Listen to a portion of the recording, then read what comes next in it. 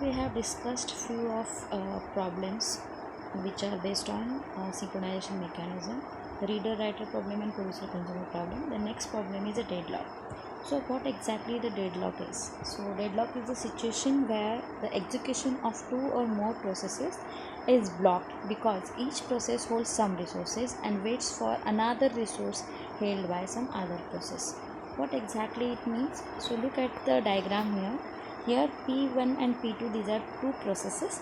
R1 and R2 are the resources within the system. So here P1 holds resource R1 and it is waiting for R2. P2 holds R2 and it is waiting for R1. So now for execution of P1, R1 and R2 both are required. Similarly for execution of process 2, R1 and R2 both are required. As P1 is holding R1, P2 is not getting R1, and as P2 is holding R2, P1 is not getting R2. So both processes are keep on waiting for infinite time, and both as the resources required are acquired by some other processes. So it cannot complete its execution, and even those are not releasing the resources those it has in their hand. So hence the progress is blocked, and this is called as a deadlock. So when talk about deadlock, what are different conditions which cause the deadlock? There are four conditions: mutual exclusion, hold and wait, no preemption, and circular wait. Now for deadlock, it is necessary to have all these four conditions true. Then only we can say the system is having a deadlock. So what exactly mutual exclusion is? By this condition, what we can say is, suppose there are n number of resources within the system, and whatever resources are, those all are not shareable, right? For example, suppose I am giving a lecture and everyone can view that lecture, or the video I am sharing that everyone can view. But if we are talking about the computer system, there is a hardware, that is a printer. At a time only one document can be printed by the printer. So here printer is not a shareable. At a time only one document can be printed, but my video lectures can be shared by n number of people. So my video lectures are shareable. So if there is at least one resource which is not shareable, and number of processes are requesting for that particular resource, then they will be keep on waiting for that particular resource, and hence the system will go into the deadlock.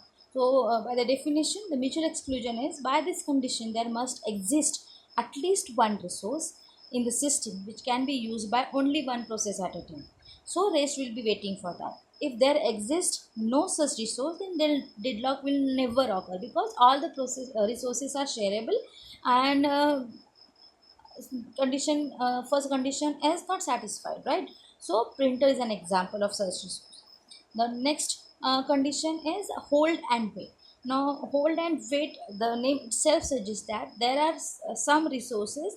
Suppose process P1 which is holding some resources R1 to R5, and it is waiting for getting a hold on resources R6 to R10. Okay, so hold and wait. If there must exist a process which holds some resources and wait for some other resource, those are held by some other resources. That means P1 is holding resources R1 to R5, it requires R6 to R10, but those all R6 to R10 are held by or acquired by P2, suppose. So the same is explained here in example. P1 is holding R1, but it is waiting for R2, but that R2 is holded by P2. So hold and wait. Some resources are held by one process and it is waiting for some other resources, those are held by some other process. So this is about hold and wait condition. Now the third condition that leads to deadlock is no preemption. So we know what is preemption and non-preemption. So preemption means at any amount of time a particular process is executing, some other process can come into it, jump into in between, and it can get the control over it. So preemption here, it is regarding resources. So suppose particular process is executing and it is having a hold on particular resources, n number of resources, and some other process comes into the picture and it tries to forcefully take out the controls of those resources from process P1. So that is a preemption. So here no preemption, that means at particular amount of time, if particular number of resources are acquired by one particular process, no other process can forcefully take all those resources from that process. So once the resource has been allocated to the process, it cannot be preempted or it cannot be forcefully taken from that process. It means resource cannot be snatched forcefully from one process and given it to the another process. The second process has to wait until the first process finishes its work and voluntarily release all the resources. So this is what the fourth condition is. Third condition is. Now the fourth condition is a circular wait. So what circular wait is? Now here example diagram is given P1, P2, P3 and P4. Now here P1 is holding R1 and it is waiting for R2 which is held by P2. Now here the resources are not shown but it is hidden behind it. That is P1 is holding R1, P2 is holding R2, P3 is holding R3 and P4 is holding R4. Now here P1 is holding R1 but it is waiting for P2 to release R2 so that it can acquire it and complete its execution. Likewise, P1 is waiting for P2 to release R2, P2 is waiting for P3 to release R3, P3 is waiting for P4 to release R4 and coming back P4 is waiting for P1 to release R1 and hence as all four are waiting for release of some of the resources holded by some other processes, the progress of any of the process cannot be completed. So this is circular wait. Everyone is waiting for the next process in queue. So all the process must wait for the resources in cyclic manner, where the last process waits for the resource held by the first process. In this way, the circle is completed and hence no process can complete its execution and it has to go into the deadlock. So for deadlock, whatever these four conditions explained earlier, it is necessary to have all the conditions satisfied. Then only we can say system is having a deadlock. Now for deadlock, how this problem can be solved? So for deadlock handling, there are four strategies: deadlock prevention, deadlock avoidance, deadlock detection recovery and deadlock ignorance. Now any of this mechanism can be used for handling a deadlock, but depending upon the nature of problem or a time and space complexity, one can decide which method can be used. Now talking about a deadlock prevention, now it is possible that before going into that particular problem, we are trying to prevent that problem. Okay, so here how I can prevent a deadlock? Now there are certain conditions, the four conditions specified for having a deadlock. If I try to violate any of those four conditions, I am preventing a deadlock. Now the second strategy is deadlock avoidance. So what deadlock avoidance is? Now here in deadlock avoidance, system every time system maintains a set of data. Now what this set of data is? Now the data is how many processes are there in system, how many resources are there in a system. For particular process how many resources are allocated, for how much time a particular resource is allocated to particular process. So this type of data is managed or maintained by operating system, and using this data it takes a decision whether whatever new request comes into the picture can be entertained or not, so that system can be in a safe mode or safe state. Now for example, to handle this pattern, a banker's algorithms can be used. So whenever a new request from any process comes, it will decide whether it should be entertained or not. So that is deadlock avoidance. Now the third strategy is deadlock detection and recovery. Now here instead of preventing deadlock or avoiding a deadlock, the system allows the deadlock to happen. That is, it will wait until deadlock occurs. Once it occurs, it will detect whether it is a deadlock and then it try to recover it. So that is a third strategy. And the fourth strategy is ignorance. So instead of handling a deadlock, that is instead of preventing, avoiding or detecting, the fourth method is just to ignore whatever problem it is facing due to deadlock and as if it is not in existence. So these are the four methods. We'll see the different protocols. Those can be your different methods used under this deadlock handling strategies, but depending upon the severity and the frequency of the problem or the frequency of deadlock, any of the solution is decided.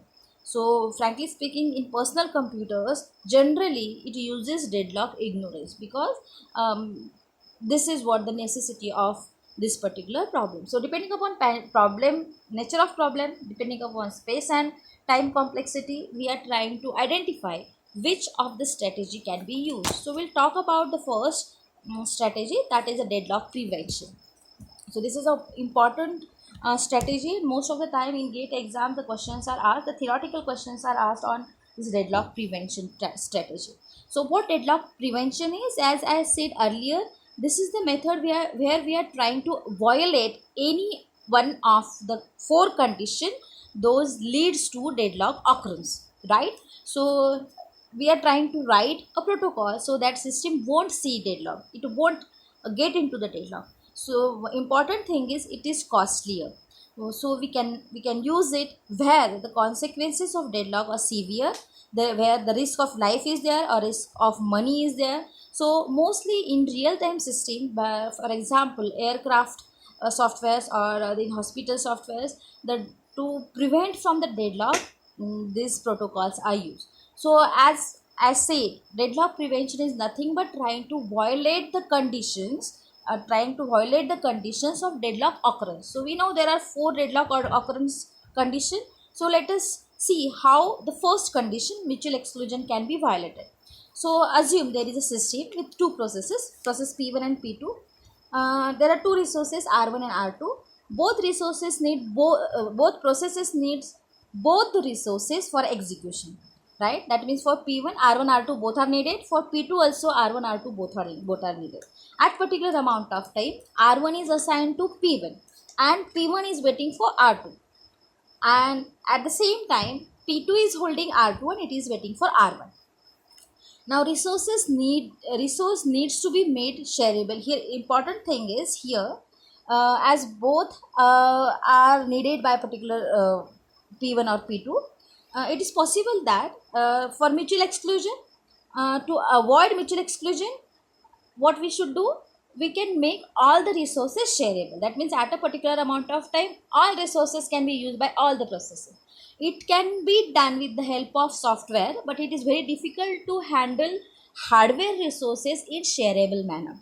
Now even for software, if we are using same text in read mode by different processes, that the same resources used by different processes in read mode, those can be used in sharing mode. But if I am trying to write something into that text, it is not possible to have those resources in shareable mode. So every time it is not possible to have software resources also in shareable mode. That is not the case with hardware resources. Hardware resources are totally non-shareable. It is their hardware property. So even if it is easy to say that mutual exclusion can be avoided with the help of making different resources in shareable mode, but it is not possible practically. That's why it is not possible to violate mutual exclusion. So what mutual exclusion deadlock prevention says to violate this condition? Sorry. All the system resources must be such that they can be used in shareable mode. There are always some resources such as the hardware resources which are mutually exclusive by nature. So this condition cannot be avoided. So the second second condition that we are trying to violate is a hold and wait. So here we can say this can be violated by using different approaches. So for execution of any process, number of resources are required. So what is hold and wait? For execution of particular process, we say number of resources are required. Even if it cannot get all required resources, at a time it can hold or acquire whatever available resources are, and it can wait for rest of the resources. Okay, that means it is holding something and waiting for rest of the resources, and that's why and if this is the case by all the processes, the deadlock will occur. Okay, so there are three approaches by which we can violate hold and wait. So the first approach 1, which is called as conservative approach. So here if there are two processes P1 and P2, the same example which requires R1 and R2, both processes require R1 and R2 resources at a time for execution. P1 holds R1 and P2 holds R2. So what conservative approach is? Here process is allowed to start execution if and only if it has acquired all the resources. That means P1 process cannot start execution unless and until it is holding R1 and R2 both. Similarly, P2 too cannot start execution unless it holds R1 and R2 both. So process can't execute unless all the resources are acquired with it. Okay, so here what I said earlier, P1 has R1 but it can't start part of execution and tries to acquire R2 which is assigned to P2. So instead of waiting, now here P1 is waiting for R2, R1 is P2 is waiting for R1. So instead of waiting for some other resources, it has to release all of the resources it is holding. It has to release all of the resources it is holding. So same can be done. So the same condition can be with P2 as well. So P2 is also releasing R2, that is P1 is releasing R1 because it is not getting R2, P2 is releasing R2 because it is not releasing R1, right? So same way, if there is P3, P4, P5 number of processes are there, those are waiting for some other resources. As those are not getting those resources, the condition is it has to release all the resources it had. Because in conservative approach, a particular process cannot execute unless and until it has all the required resources with it. अगर नहीं है अपने पास all the required resources, तो जो भी अपने हाथ में है उसको वो रिलीज करने पड़ेंगे. So within a system there are hundreds of processes जो रिलीज कर रहे सारे के सारे processes और वो वैकेंट बैठा है. अभी कोई एक प्रोसेस ऐसा होगा जिसको सारे के सारे रिसोर्सेज एट अ टाइम मिल जाएंगे और वो उसका एग्जीक्यूशन कंप्लीट कर पाएगा. सो बाकी सारे प्रोसेसेस तो they are just waiting, keep on waiting. So most importantly it is difficult to predict here. As per our definition, her process को पता होना चाहिए कि उसके एग्जीक्यूशन के लिए कौन से रिसोर्सेस उसको थ्रू आउट द लाइफ लगने वाले हैं. बिकॉज वो इनिशियली सारे के सारे इकट्ठा करने वाला है और फिर एग्जीक्यूशन करने वाला है. So it is not efficient to predict what resources are required by the process throughout the life. So throughout the life in initial stage. So it is less efficient and not implementable. Okay. So this is what the first approach, that is conservative approach. Okay. So the next approach is do not hold. The name is do not hold. Now here hold and wait, that is holding something and waiting for other. So first approach deals with taking everything with it. The second approach deals with control on hold, and the third approach deals with control on wait. So what control on hold is, that is do not hold. So what exactly the second approach is? Process will acquire only desired resources, but before any fresh request is done, it must release all the resources that it currently has. That means suppose there is a process P1 which requires total resources R1 to R10. 10 resources it requires. So initially it is holding only first 4 resources R1 to R4. So it starts its execution. At the end of execution, it identifies that now it is requiring R5 to R10 resources. So when it has to making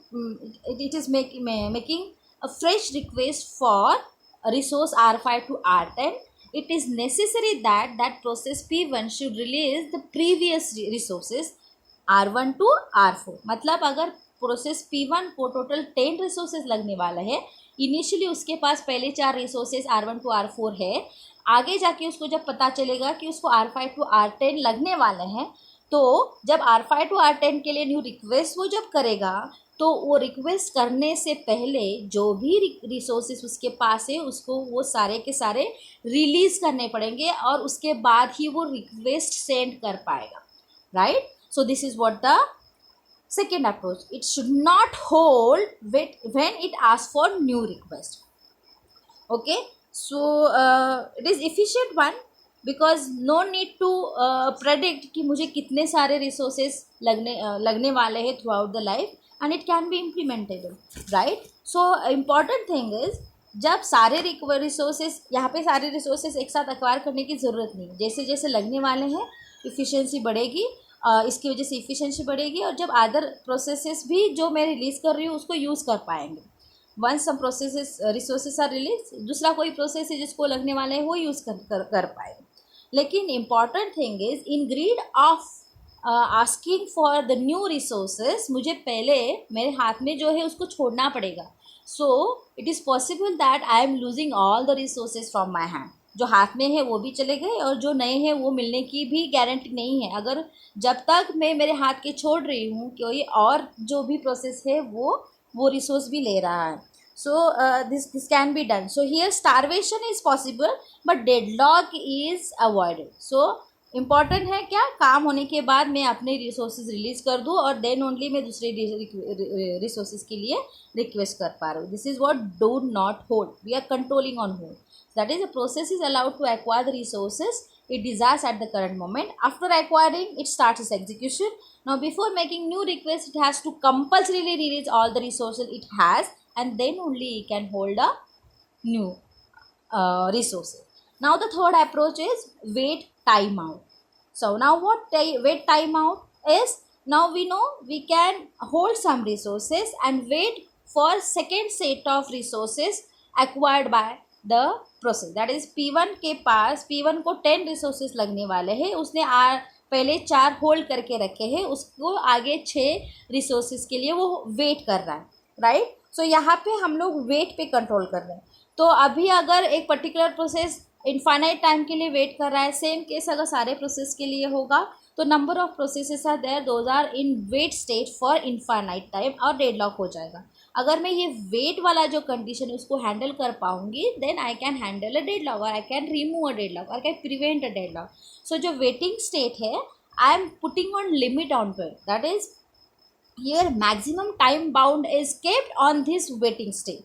सो अगर मेरे पास process P1 के पास 4 resources है, वो 6 resources के लिए कितने time के लिए वेट कर सकता है, तो एक थ्रेशोल्ड टाइम दिया गया है कि हर एक प्रोसेस बस 1 मिनट के लिए वेट करेगा उसके आगे के रिसोर्स के लिए, या फिर 1 घंटे के लिए, या फिर 10 मिनट्स के लिए। सो time is decided, the time bound is decided, only for that time bound उसको वेट करना है। अगर with in that time bound उसको वो नेक्स्ट रिसोर्सेज नहीं मिल रहे हैं तो उसको जो हाथ में है वो भी उसको छोड़ने हैं। That means we place a maximum time up to which a process can wait, after which process must release all the holding resources and it has to exit. So this is how hold wait can be handled, and this way we can prevent a deadlock. Now the next condition is a no preemption. So what no preemption is? Preemption means what? अगर कोई particular process execute कर रहा है, नया वाला process आता है, वो forcefully उससे वो resources ना ले पाए। सो एक प्रोसेस एग्जीक्यूट हो रहा है, वो एग्जीक्यूट ही कर रहा है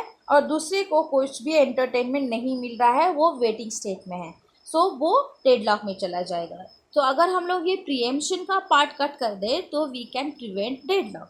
सो इसमें मुझे क्या करना है, we are allowing particular process to forcefully preempt and hold the resources holded by some other process. अगर P1 उसका काम चला रहा है, P2 बीच में आता है, P2 को अगर R1 चाहिए तो उसको प्रीएम्प्ट करके ज़बरदस्ती से P1 के पास से उसके रिसोर्सेस निकाल के ले सकता है। P1 ने R1 होल्ड किया है जो P2 को लगने वाला है, तो P2 क्या करेगा, फोर्सफुली प्रोसेस 1 से R1 के कंट्रोल्स ले लेगा और उसका काम चला लेगा। लेकिन this can not be done by any random process, the preemption can not be done by any random process, but for that is not all process can pre-empt, but this method may be used by only higher priority processes और system processes. कौन से process pre-empt कर सकते हैं, जो higher priority के या फिर सिस्टम।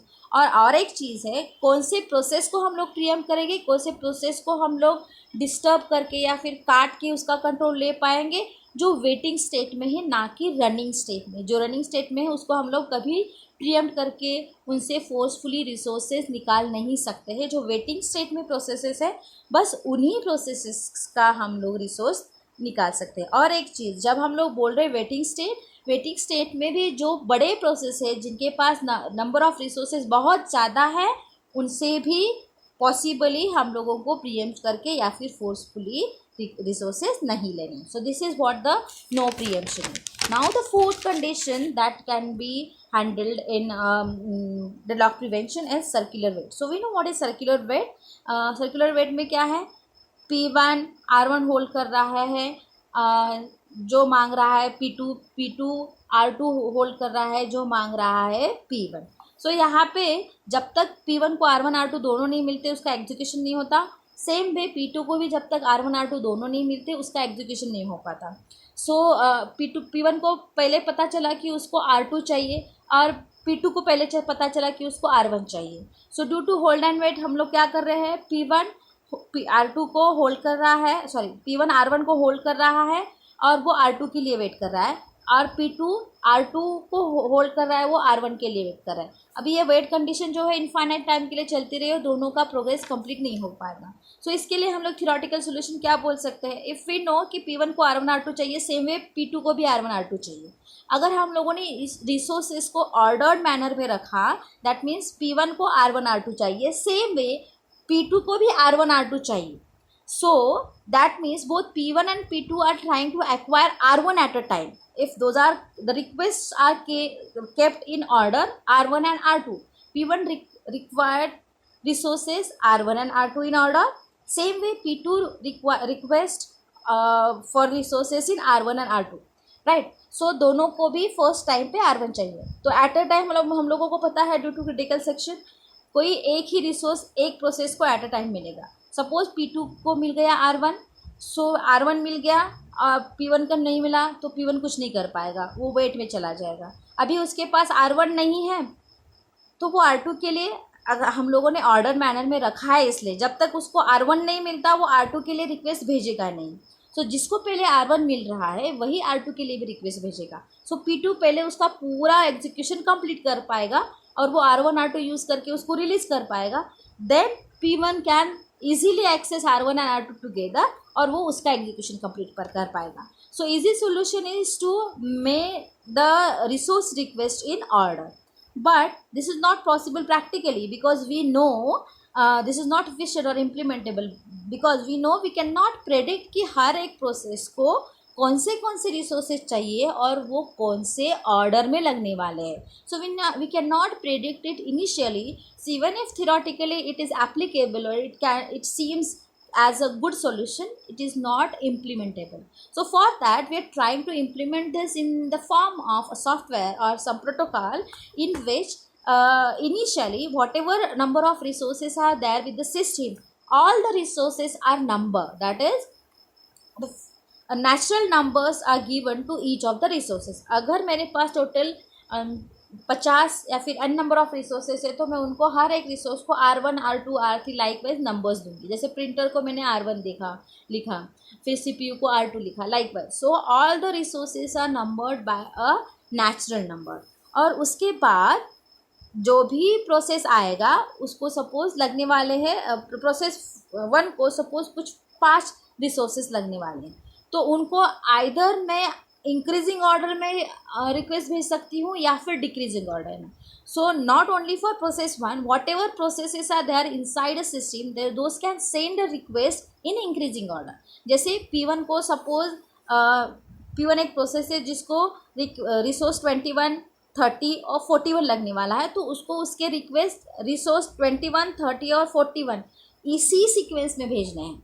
ठीक है. अगर प्रोसेस 2 को रिसोर्स 5 10 और 1 ये 3 रिसोर्सेस लगने वाले हैं तो उसको उसका जो रिक्वेस्ट है वो रिसोर्स 1 रिसोर्स 5 रिसोर्स 10 इसी इंक्रीजिंग ऑर्डर में भेजना चाहिए if we are following increasing order. अगर डिक्रीजिंग है तो उल्टे ऑर्डर में. So because of this protocol maintained, that is every process is allowed to either only send a request either only in increasing order or decreasing order of the resources number.